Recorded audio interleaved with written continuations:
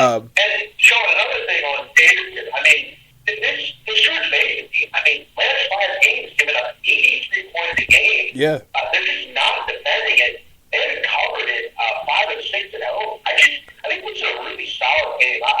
It's one of those games you kind of lose the shuffle, but this Davidson team we know can score. I think it's a really important game to need to go on the road and win these types of games by a large margin. I think they do that today. Yeah, and you know what else I like looking at? You look at the losses where George Mason loses. Only twice did they lose but cover. So usually if they're losing, they're not covering the number either, which is good. So I'm not too worried about, that number sort of got away where it opened at 5. I think it's up to like 6.5 now. I think you're right. I think a double-digit win isn't out of the question in that one. How about, let's go, which one did I want to talk about? UT Chattanooga, and this team really pissed me off the other night. They had 19 turnovers in the first half in a game that they should have had no problem winning. Now I can't find. I love how on Saturdays when you try to find a game real quick. 6, thank you. But yeah, yesterday they averaged 8 turnovers a game. They had 19 points and 8 turnovers in the first half the other day. However, though, I like them today going on the road as a 2.5-point favorite in Eastern Tennessee. I know I think it's up to 3.5 now, but I still like it there. This is a good team. 22-4 straight up. Eastern Tennessee is okay, but this is a team that hasn't lost 2 in a row all year. I don't think they've lost 2 in a row against the spread either. And this East Tennessee State team, yeah, they're playing decent as of late, but I think Chattanooga comes back after a pretty bad effort the other night and gets a pretty good win here.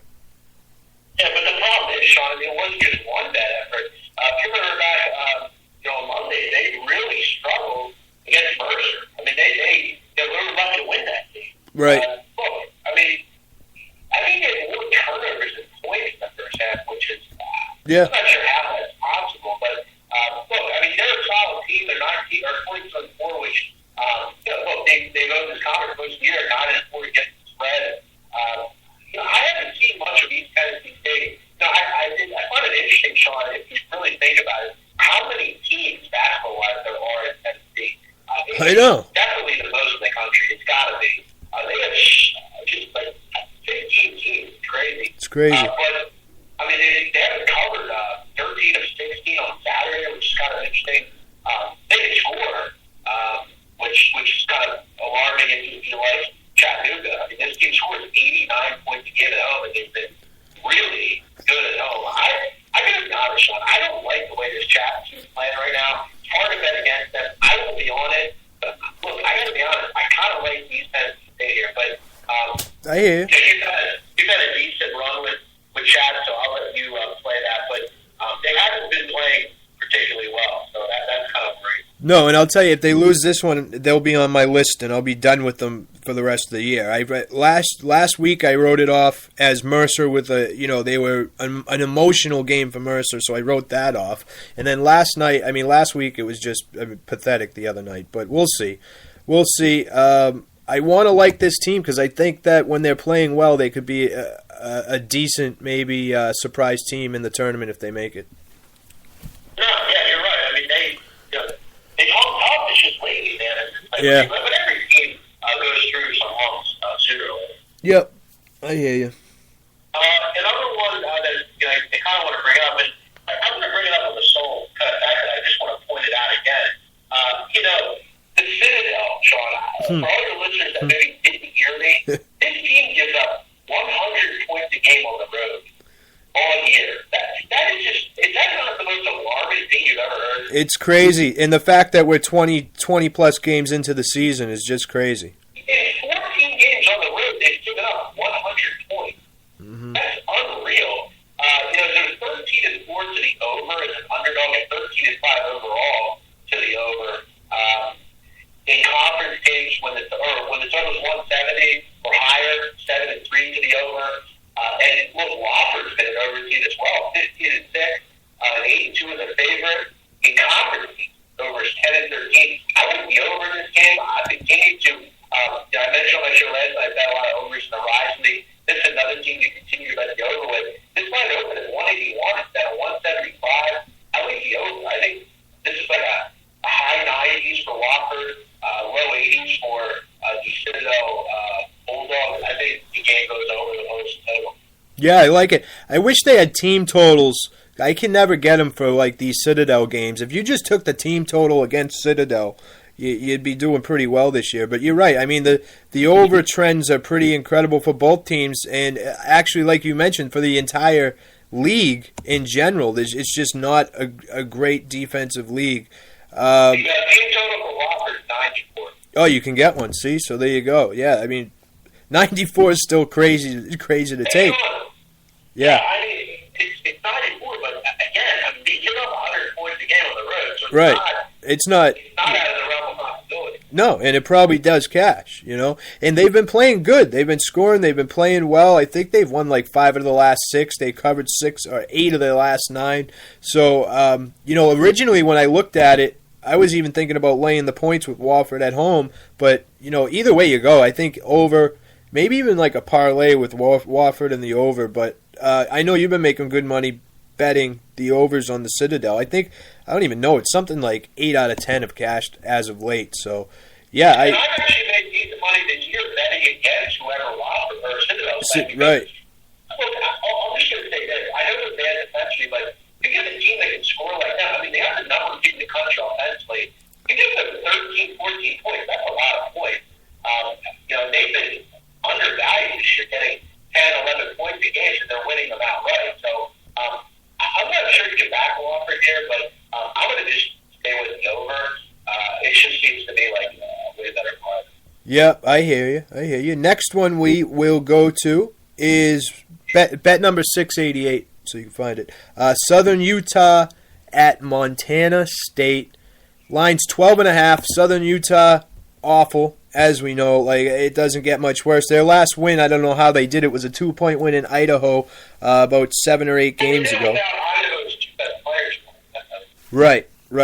So here's the other issue. Their win before that at home against this same Montana State team. Now, for whatever that's worth, I'm not too worried about it. They have obviously a couple injuries, well, suspensions, I should say. This team has fell apart. Not only were they not winning, but obviously some issues in the locker room where you have to get rid of your 2 starting guards. And they go into Montana the other night and get the doors absolutely blown off of them.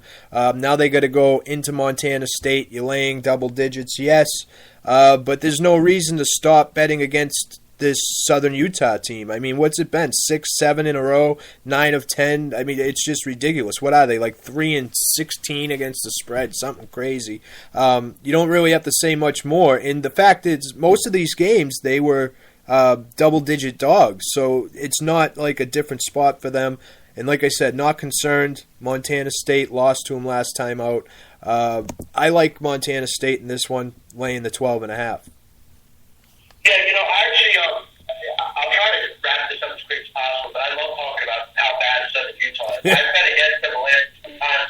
They played Eastern Washington. I had Montana the other night. Yeah. This team is just in shambles.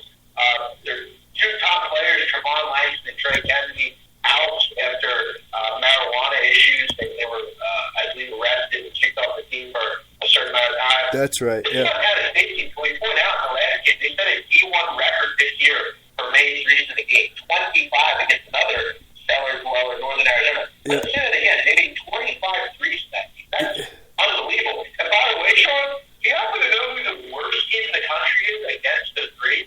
I'm going to have to. The Southern Utah Thunderbirds. Yes. They got 40% from 3. Mm-hmm. I mean, you got to feel like it's Christmas for Montana State. And by the way, look, it's not a very good team, but look, their leg is better than what Southern Utah is. I feel bad for Southern Utah. You look at them and you're kind of like, wow, what a pathetic, pitiful team. But you look at their leading, as far as scorer, who would it be? I mean, AJ Hesson's out, Langston's out, Kennedy's out. I guess it's James McGee. He's the only double-digit scorer. This is going to get ugly. I would agree with you. I think Montana State's worth the play. But can they continue to shoot like they did last time? They should be able to, but right. At home, you got to like it. Yes, I agree. All right. Go ahead. I was going to go over to Montana with the counterpart of Southern Utah with Northern Arizona. My clients know we bet a lot of these games against Northern Arizona. They're just as bad as this Southern Utah team. They just went into Montana State and were they down 40 at halftime? They lose the game by 40-something points, letting up 101 on 55% shooting, and this team's just as bad also. And now going into this against this Montana school who's been playing pretty well.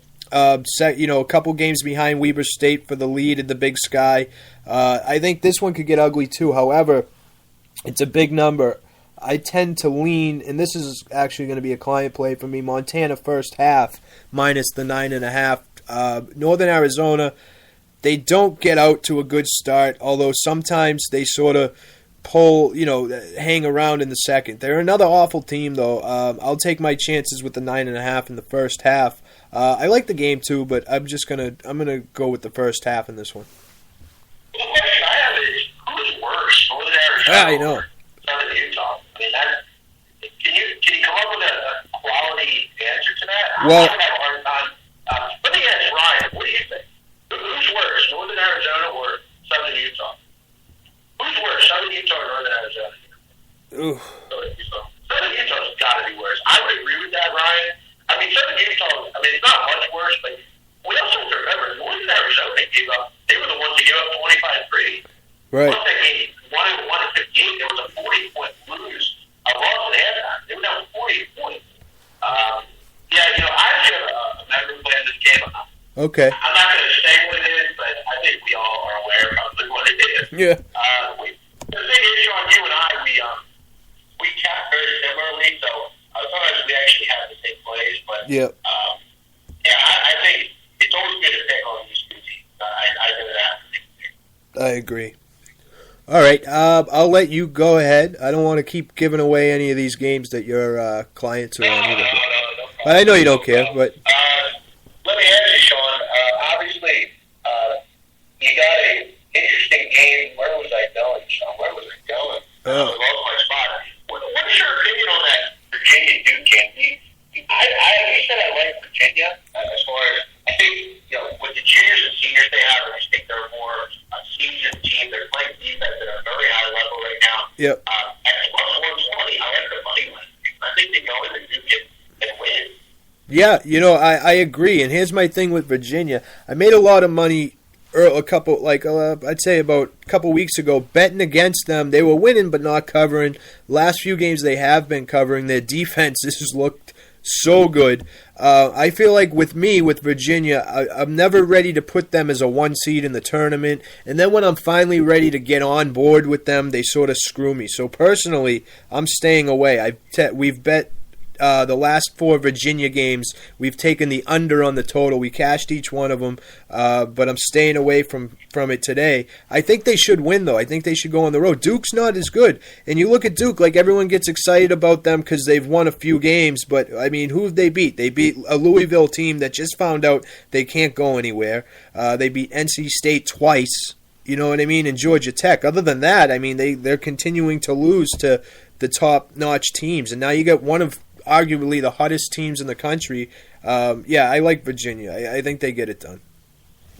Yeah, I just think seasoning, they just have more seasoning. And look, Emil Jefferson not being in has really hurt Duke. One other late game I have that I maybe ask you about, I don't know how you're feeling about it, but yep. I like Cal Riverside at home getting a point against Cal Poly, St. Louis, and Pittsburgh. I don't really understand why Riverside is getting a point here. There's a better basketball team, there's a much better defensive team. This Cal Poly team is bad defensively. They're giving out almost 80 points a game on the road. They're allowing teams to shoot 48%.